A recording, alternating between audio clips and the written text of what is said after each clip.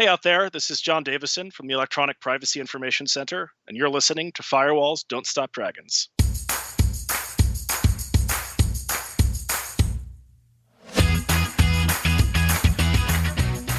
Hello, everybody. Welcome back to Firewalls Don't Stop Dragons. I'm your host, Kerry Parker, and this is episode 212 for March 22nd, 2021.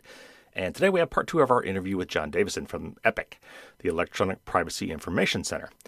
And if you haven't caught the first one, you should definitely go back and start there, just last week, of course.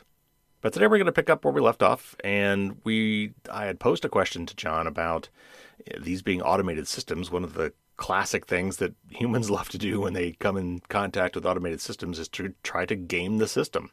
That is, try to learn what that algorithm is and use that to their advantage. And in some cases, that turns out to be, kind of doing weird things to try to get it to look upon you favorably. The classic one, of course, is Google's SEO, or search engine optimization. While they guard their algorithms very closely, from observation, a lot of different marketing companies have decided that they know how to game that system, and they sell those skills to other people to try to help you get your websites or whatever pop up higher on Google search results. So anyway, similar thing. So we're going to start there today. But I'm also going to, play a little devil's advocate here and, talk about are humans really any better at doing interviewing? Humans get tired, humans get lazy, humans have their own biases. Maybe they're having a bad day. Is there something to be said for, supposedly cold calculating computers, making decisions at some level? So we're going to talk about that. And of course, me, the podcast, we're definitely going to be talking about privacy and human rights and whether or not we need to regulate this industry more, and if so, how, and all that kind of good stuff. All right, so let's get right back to it. Part two of my interview with John Davisson.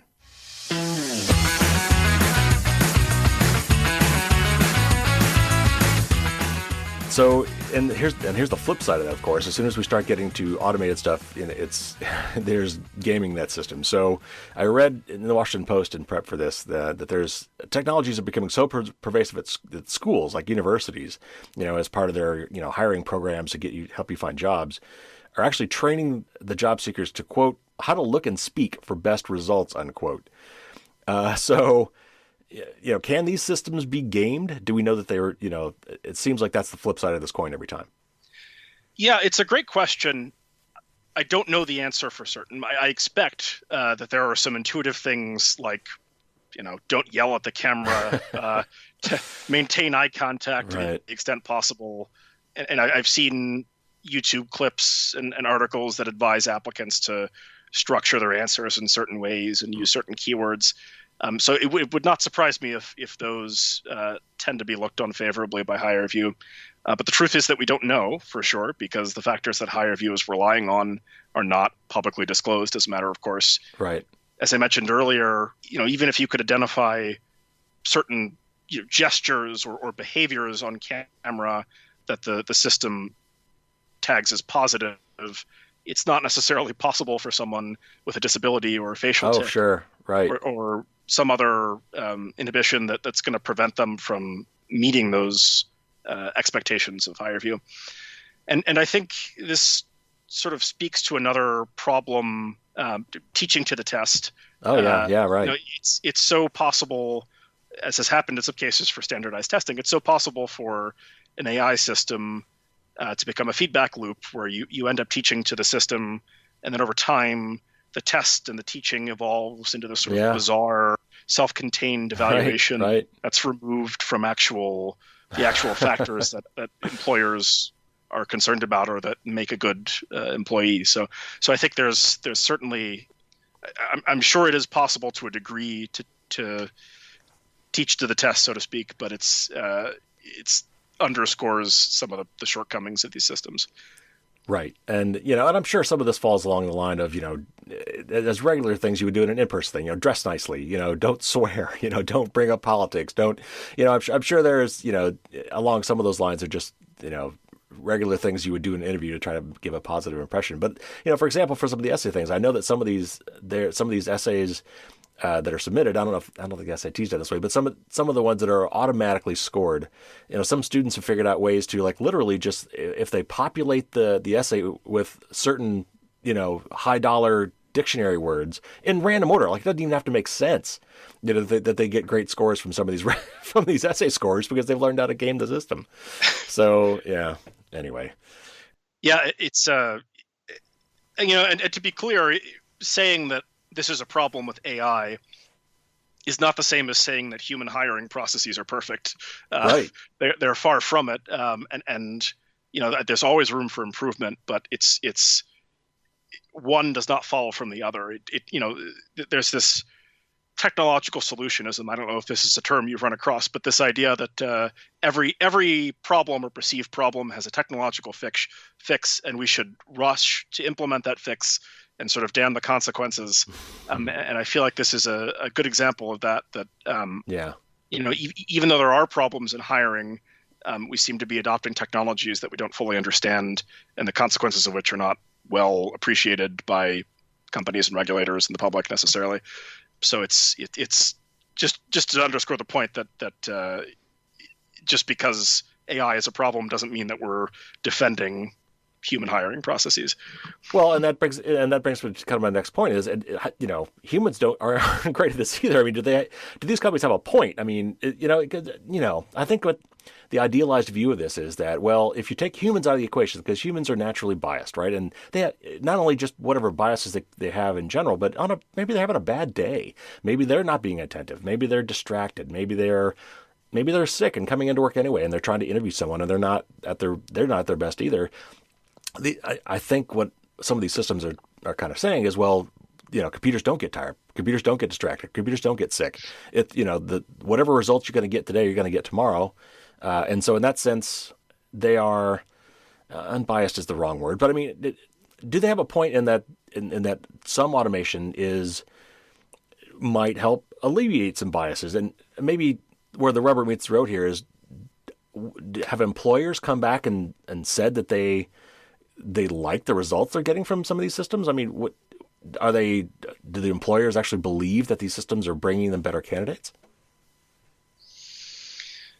So, a few thoughts. I don't personally have access to statistical data on the success rate of these tools, as compared to human hiring. I think that sort of goes to the opacity of these systems and the fact that we generally don't get the types of validation studies that you would want for AI in these contexts. So we're not seeing the comparison of human versus AI-based hiring. I gather that lots of companies are content with these systems insofar as they keep using them, but that's a little bit different than saying these systems are effective or do what they say they do. Because I think in many cases these are attractive because companies probably correctly believe that they can save money by automating hiring processes, and so they are happy to turn over at least some of that decision-making process to an automated system that gives them the veneer of fairness, of reliability, of, as you say, sort of machines don't get tired, they don't get distracted. And so it's very easy for companies to say, well, look, the computer told us this person was a candidate. The computer can't be biased. Right. The computer can't discriminate. So what's everyone worried about? But as you well know, and as I imagine your listeners do, algorithms and AI encode and sort of can replicate at an industrial scale the biases and patterns of discrimination that are found in the training data that or the sort of parameters that are set up by whoever's designing the system. So it's simply not a defense to say that because a computer told us so, we're going to, take a second look at these job applicants and not at these others ones. So it's not that I think there is no potential application of AI in hiring settings, but this application with the lack of transparency, with the lack of validation studies, with the lack of redress for candidates who might be injured by black box systems, This is not a trustworthy AI system and not something we should be comfortable allowing in our hiring processes. Right. Yeah, and let's dig into that a little bit. So I think that and we've talked about this on the show because we've talked about facial recognition is kind of a scourge of our times, and I think you're right in that, and I think the balance to be struck in a lot of these cases is these AI systems are good for kind of a first pass, because it allows things to scale. For another place this is used is like content moderation, like looking for things that copyright violation or terms of service violation or racist talk or incitement of violence. On Facebook and Twitter, there's 2 billion plus people whatever on Facebook. There's no way they could hire enough humans, even for the money they make, to moderate in person everything that happens. So.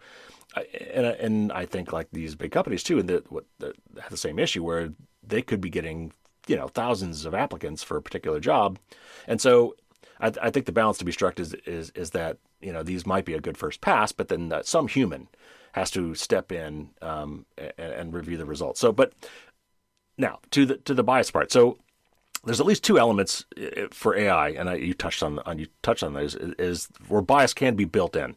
And a lot of people, I think, maybe computers are infallible, they're unbiasable, it's just bits, and they don't have the human bias. But as you also pointed out, that's not true because the software that does this is written by humans. Humans have biases. And then the bigger thing maybe with AI and machine learning is garbage in, garbage out, which is to say that they need to be trained based on some input data, and that input data is usually biased. So if you would, and I'm sure you've got plenty of examples of this, how does the training set, the data that comes into this matter, and then the algorithms themselves? I mean, they're created by humans. How does that affect how these systems operate? Right. So if you are setting up a tool to screen applicants for future openings at your company, and you're satisfied with the current composition of your workforce, this is a simplified sort of explanation, but you might set up a tool that attempts to replicate your current workforce, and AI in general is pretty good at doing that. That's what it's for, largely. So it can identify candidates in many cases who look like or have the same qualifications as your existing workforce. It's not perfect, of course, but one of the problems that comes up often is that your current workforce actually is not as balanced, is not as equitable in its composition as it should be. You are, as I mentioned, sort of replicating at a larger scale problems that already exist in your current workforce. So an example, a real-world example of this, I'm trying to think, this was maybe 2018, Amazon mentioned or came out and disclosed proactively, I think, to get out in front of the story, that it had been testing a system that would allow it to screen the resumes of applicants using AI to determine ideal candidates for interviews and follow-up. And it turned out that the system was just like systematically excluding women at very, very high rates, had a very sharp gender bias in its outputs, and in particular, I believe was rejecting almost all applications that mentioned the name of a women's college as somewhere that the applicant had attended. And they fortunately did not rely on this system, but it underscores the danger. It's a very simple example of where relying on an AI system can just further encode problems that already exist or magnify them. And those trends, those biases are not always apparent and can be very difficult to identify, because if you don't understand the internal logic of the system or the factors that it's relying on, it's difficult to understand how it got to the answer it got to, and whether that is a legitimate determination or one that's, again, just encoding existing biases. Yeah, and so that touches on the next point I want to bring up, and I got to bring up one other story though before I do, and one of my favorites when it comes up to facial recognition and inherent biases is that somebody, and you may remember the details on this, somebody did a study of trying to find, it was a system that was supposed to, through facial recognition, identify criminals, people with criminal records. And I think they ran this. It was done in California, which no surprise. But I think they ran it across like California State Assembly people, or whatever their house is called in California, and found several members of their of their Congress or whatever in California that were apparently criminals because it falsely matched them. And I think there was definitely a bias with people of color too. Absolutely, and there have been many studies showing that there are, especially racial bias in facial recognition systems, and I think also bias affecting individuals with disabilities. Those two categories in particular often are disadvantaged by facial recognition systems that are trained on biased data sets. Yeah. So here's the problem in this with this. And we want innovation in the capitalist society. We like our tech, and AI can be used for good. And so all these companies come up with these really cool things, but we need some transparency to be fair and for auditing. But in order to be transparent, basically they would have to give up the secret sauce, right? These are all proprietary technologies. They've gone to great lengths to come up with their system for weeding out candidates or whatever it is they're trying to do with their AI system. So how do we figure that out? How do we find some way to get real auditing of these systems and both the training data they've used, the algorithms they come up with, in a way that doesn't screw up their capitalist dreams of making money off those proprietary algorithms? So it's not easy, but I would say a couple of things. One is that I think we need to be thinking about this in terms of placing the burden on a proponent of an AI system. If a company is using an AI tool to make individualized determinations, it's incumbent on that company to demonstrate that the AI it's using is fair, transparent, reliable, free from impermissible bias, and all those things. So the question isn't how do we demonstrate that the validity of this system, how do we demonstrate the validity of a system that's already in use? It's why should we allow a company to use an AI system that it can't publicly demonstrate is effective and fair? So that's sort of one piece of the puzzle, and I think burden shifting is important. But in terms of the mechanics of how you would do that, third-party assessments and audits by reliable auditors are important. As we talked about earlier, there are limitations on them, especially if the company is allowed to determine the parameters of those audits. And that's where I think legislation and regulation comes into play. It's important for lawmakers to institute these requirements. Algorithmic impact assessments, these exist under GDPR in Europe. They are a tool that's been talked about a lot for data protection regulation in the US. They should be part of state laws, state privacy laws, and AI-based laws, and federal data protection legislation, which we may see come to the floor in the next couple of years.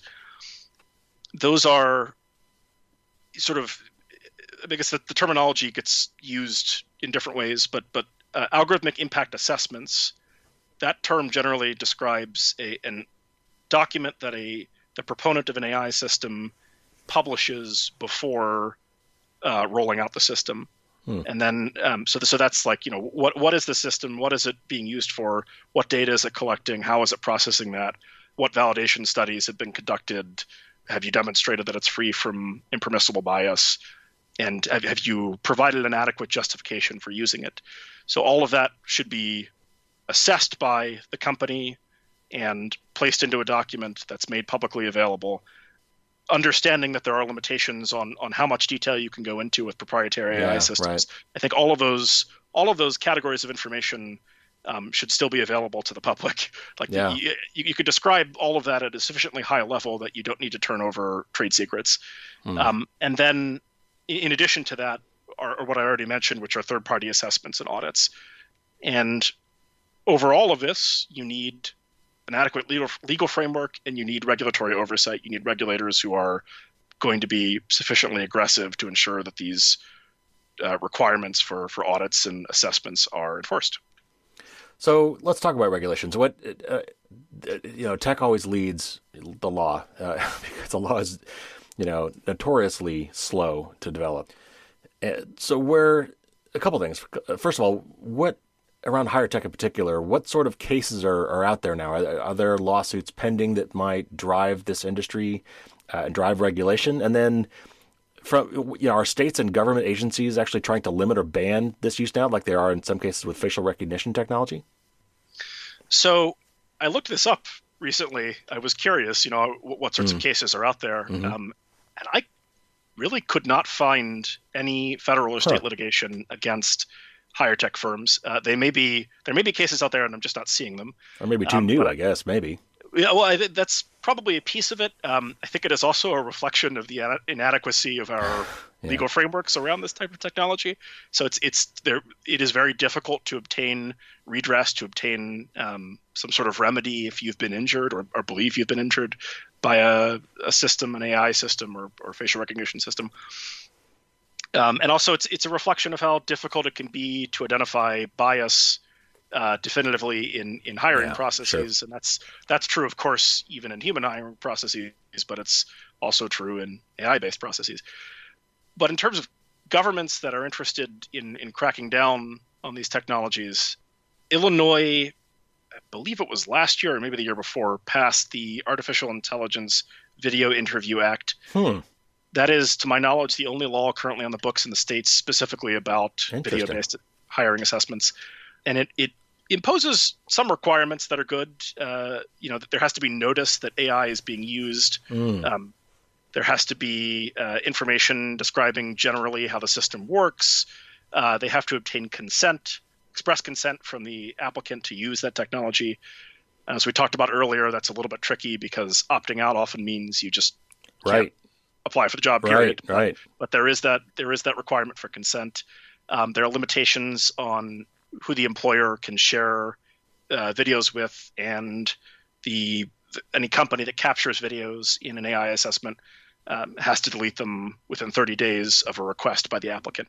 So those are significant, but even that law doesn't place substantive express limits on the use of the technology other than the consent requirement. You can still, use pretty much whatever platform you want to as long as it's checking these few boxes.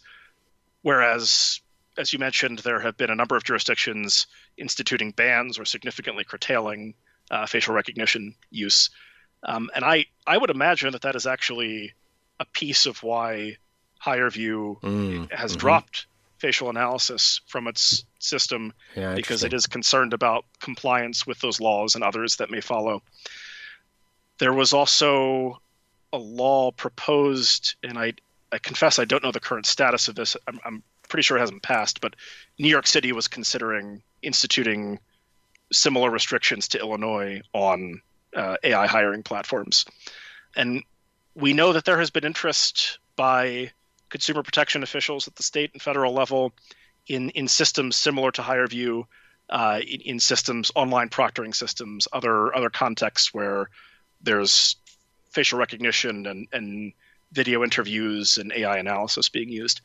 So there are certainly lawmakers and regulators engaged in this issue or suite of issues, but the legal framework is not quite there yet to make it easy for applicants to ensure that they're not subject to unfair AI analysis or overcollection of data just because they want to apply for a job.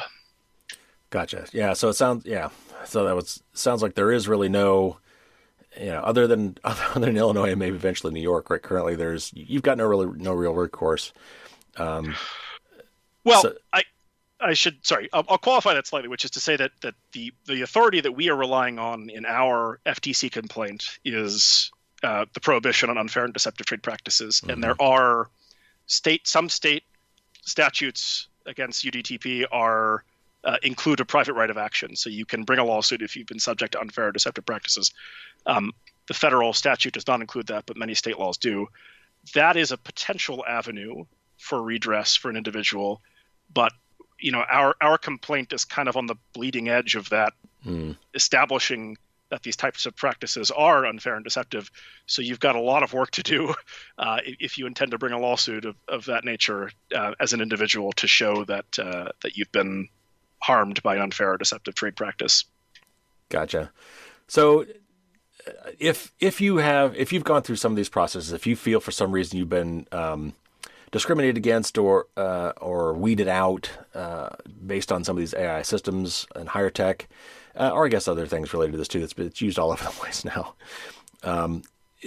Is this something that they could approach you guys with? I mean, do you guys collect information like this in hopes of eventually launching class action suits?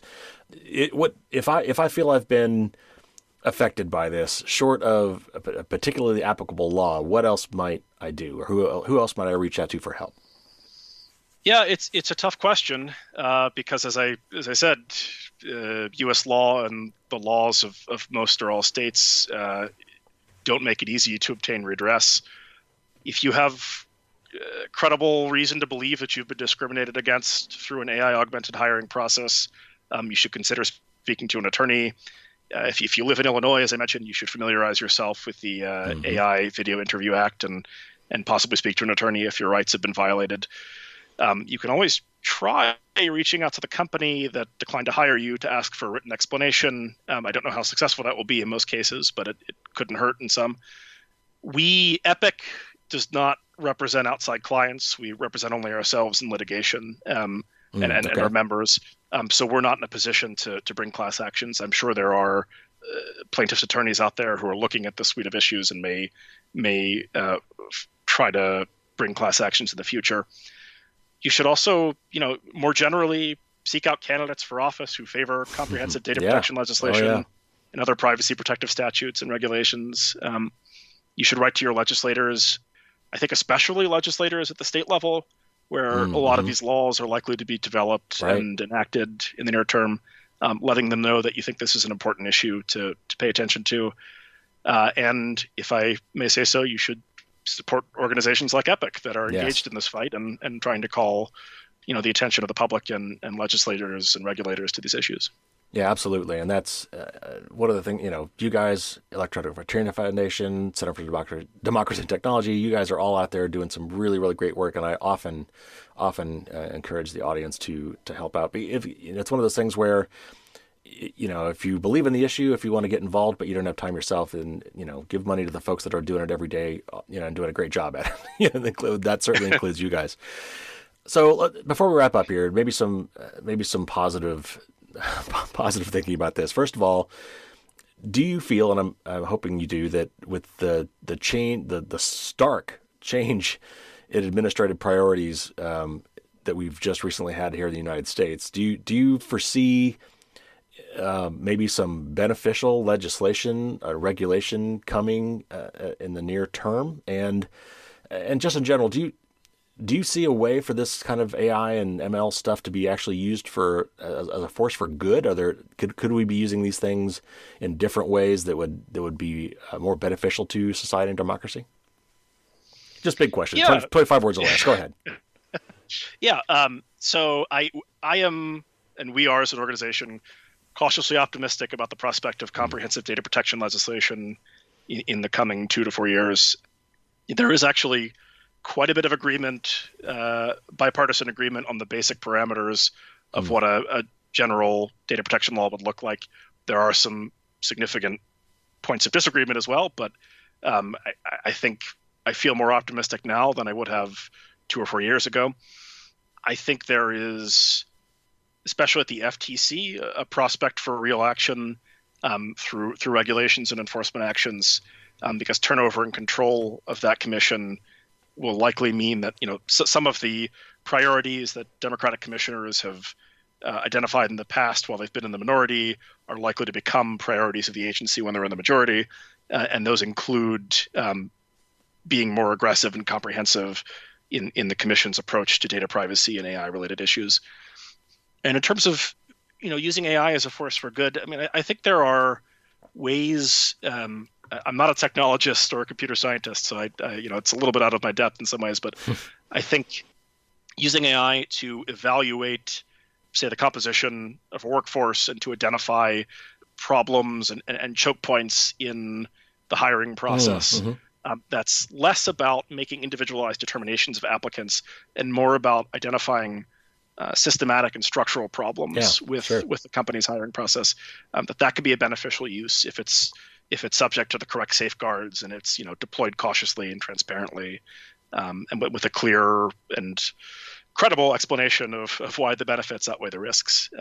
But I think that is a potential frontier for AI use.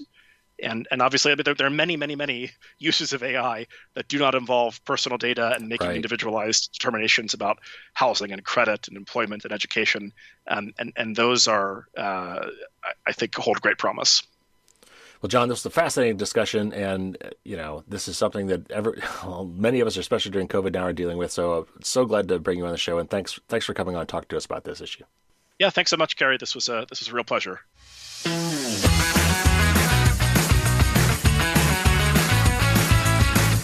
That was very interesting. It was great talking to John, and great to get somebody on from Epic. I've been, talking about those guys for years, literally.